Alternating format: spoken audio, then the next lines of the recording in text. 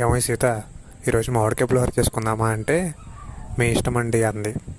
ఎందుకంటే మామిడికాయ పులిహోర అంటే చాలా ఇష్టం అండి. అందుకనే డ్యూటీ నుంచి వస్తూ వస్తూ 2 మామిడికాయలు తెచ్చాను. ఒకటి తనకిచ్చి నువ్వు తింటూ ఉండు, ఇంకొకటి నేను చిటికలో మామిడికాయ పులిహోర ప్రిపేర్ చేస్తాను అని చెప్పి స్టార్ట్ చేశాను.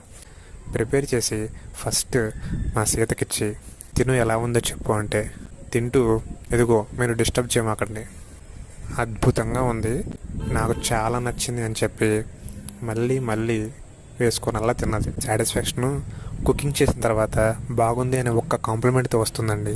మీ భార్య కూడా కుకింగ్ చేసిన తర్వాత వంట బాగుంది అని చెప్పండి, చాలా హ్యాపీగా ఫీల్ అవుతారు, చేసిన కష్టాన్నంతా మర్చిపోతారు. ఒక మాట బాగోపోతే చెవిలో చెప్పండి, బాగుంటే ఇల్లు మొత్తం వినిపించేలా చెప్పండి. ఈ ఒక్క లాజిక్ మీరు ఫాలో అయితే మీ శ్రీమతి గుండెల్లో మ్యాజిక్ చేసిన వాళ్ళు అవుతారు.